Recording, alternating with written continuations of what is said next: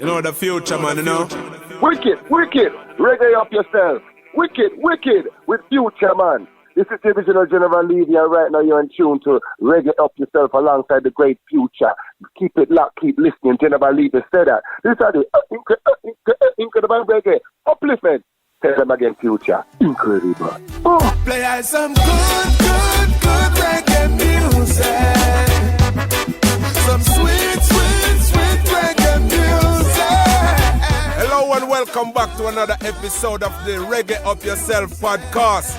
I know I keep telling myself that this thing can't get any better because of the artists that we are bringing to the table. But people, just when I thought this podcast could not get any better, I got for you no other than Mr. Incredible himself, Mr. General Levy. Yo. Wicked. Yo. Bra. General. Wicked, incredible, Mr. Incredible in the building, man. Well, I got my brother. My brother, John Star. It's a real pleasure for finally catch up with the eye because I can see that your schedule is heavy. It's pure blessings.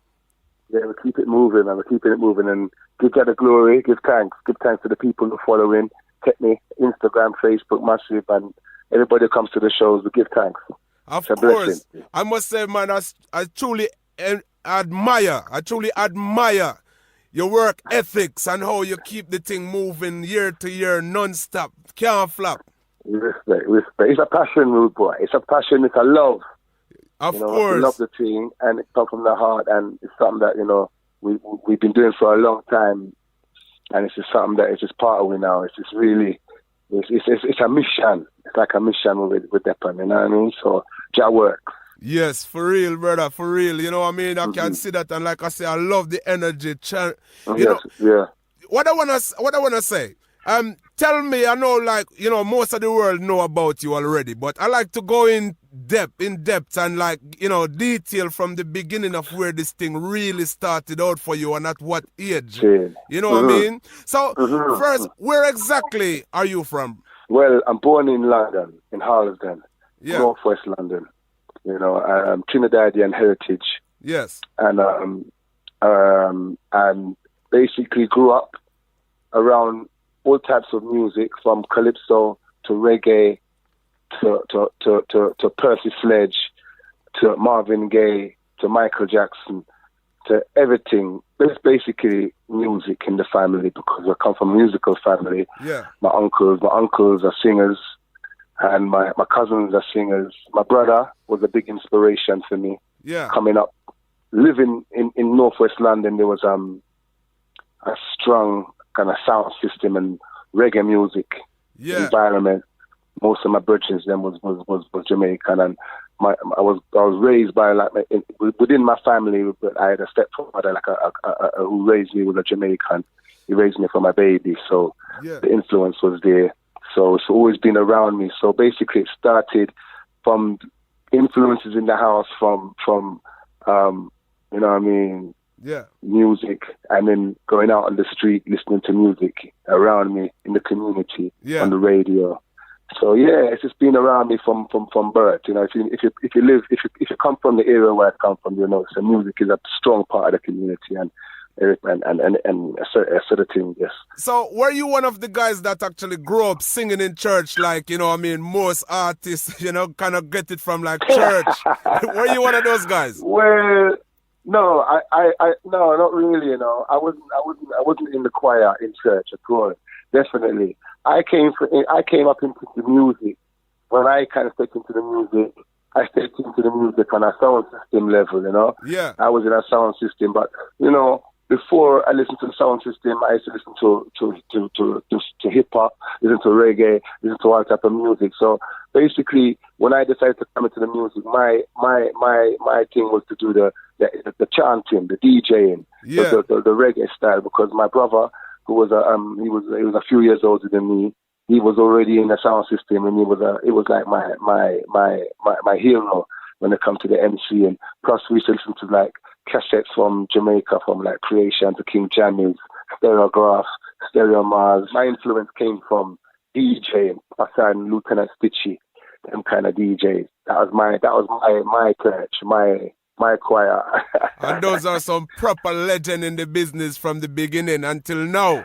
You know what I mean? People are still definitely talking. There's so many people that is inspired by those guys, you know what I mean? Yeah, man. But when you started out, which one of the, can you name one or two of the sound system that back in them days that actually you used to go out and DJ on? Oh, back when I was a DJ, wow, man. When I was around 12 or 13 years old, I was in a sound system called Third Dimension. That was with my brethren from the corner. We actually built the sound ourselves. We actually got the chipboard and we built the speaker boxes, the shovel speakers, and we built we built the shovels there, and we built even our quads we built, all right? And we check a man called Mr. Errol over Finsbury Park, and then build the preamps and then build the power for us, because you have your preamp and then you have your power, specifically how we wanted it to be sounding, because we wanted our sound to sound a certain way. So I come from a sound system where we actually make the sound. Everybody put money in on the weekend, and we go out to the record store and we buy records, and we get the tune, and they put their money down, and we get the tune, and we play out, and then everybody put money in to buy the speakers, to buy the equipment. Yeah. So that's my sound with Third Dimension. You know, you was destined to be the star that you are today, though, coming from those kind of things, brother. Because I don't need to tell you, because General Levy is the household name, you know. It's a household name that I know about from a long time as well. So now, I feel so humble that, you know, a man like you, of your caliber, can take the time out to talk to me. I fully appreciate it, you know what I mean, brother? Okay, you know? It's a pleasure. It's a pleasure. Also, as well, the name General Levy, where did that come from? Well, as I said, in my first song, which was Third Dimension, we had everybody in the sound of the name. Like, you had a man like Major Riley. Yeah. And then you had a man like Colonel Irie. Yeah. All right. And then you had a man like President. Well, in the area, you had a brother called President Sass. He was in my other sound, Java. Yeah. So everybody had a name. So basically, my sparring partner was Colonel Irie. Yeah. All right. So he was the Colonel, and I was the General. You know what I mean? Yeah. And then we had the Skipper. Yeah. And then we had Corporal. Yeah. And we had Major. So there was like, in that sound, Third Dimension, everybody kind of had a military name. Big up Major Riley. Big up Corporal. Yeah, it was a militant team. Militancy. If you ever hear the lyrics will come from some of them one day, you're going to say, whoa, they can't play 2017, I get locked up. Cool on. So that caused riots. Because that man was saying it exactly like how it is in the streets as well, innit? Guys. We got Major Riley. Major Riley had the lyrics in it. Black and white, don't match. Black and white, don't mix. Black and white, don't match. Black and white, don't mix. Cold. Straight to the point of that. Hey, yo. Those things definitely wouldn't play on the radio in these days. Couldn't work. You know what I mean? They got Major same way. Yeah, man, for real, man. You know what I mean? Because, you see, these guys are the guys who actually, you know, made us who we are today in the business. So we have to give respect where respect due, isn't it? But these were the inspirations around me. I was inspired by many artists when I was coming up. You know what I mean? But like when I was a youth in the area, there was a song called Volcano.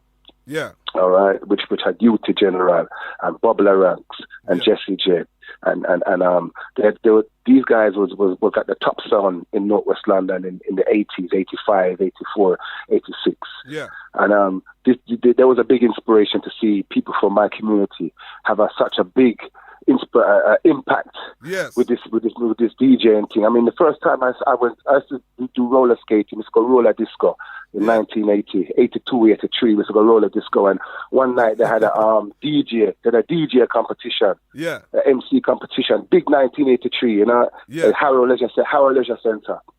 And a brother called Trevor Hamilton, Trevor Natch from St. Raffles, who held the mic, you know, maybe with him gold teeth. Yeah. And mash up the place with him, mash up the place, you know what I mean, on the mic. Yeah. And this is a role. That was like an inspiration to me, like, this thing is you know what I mean, I was already hearing it on the cassette then and getting it, you know what I mean, from different angles. And the DJ thing was when a DJ in the 80s, if a man could not DJ, proper DJ, enough ratings a man I get. Yes. Enough ratings of a man. You know what I mean? So that's everybody want to get ranking in the thing. You know what I mean? Yes. So my crew, everybody want to be a DJ. Everybody want MC and have lyrics, and so it was very, a lot of us.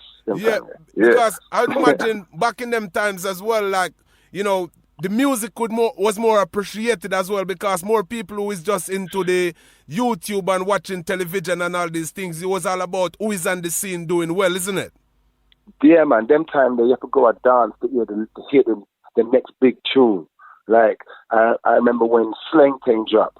When the Slang Thing dropped, it's like, I remember when it dropped, it's like blood clot, the whole thing. This changed the whole direction of music. I remember that. Turn up from them time. I remember when Flower Gun dropped a tune called Bad Boy Tune. But the jump on salute to the bad boy. Churchill, the way the tune drop in a dance. Yeah. The man is getting, every man is bad boy. Everywhere. It was a rude boy thing from this side. You know what I mean? Yes. It was like the tunes had a big influence. When you go and dance and you could hear a certain tune to stand out over other tunes, because you hear a whole lot of tunes during the night, and there was all new. At that time, there wasn't so much. There was one or two radio stations, Radigan, One, and then you had the Pirates going on as well. But mainly, it was the dance hall where people had to go. If a tune was gonna bust, had to bust into the dance hall first. Bust into the dance. Get a big forward. Some man used to have to prove their worth back in them days, because it wasn't about fixing up something on computer, and even if you can't perform on these things back in them days, even if you can't perform, like now, even if you're not a good performer, you can cook up something and style it up and have it, running on the radios and everything. Auto-tune. Auto-tune. Right, but you see, them there, we did have quality control. You have to have quality to stand up against the big boys, them. Yeah, you have to go through the ranking. You have to bust in a dance hall as a DJ first, and then you do a tune. So everybody say, hey, you know what? It's a bubble, I do a tune.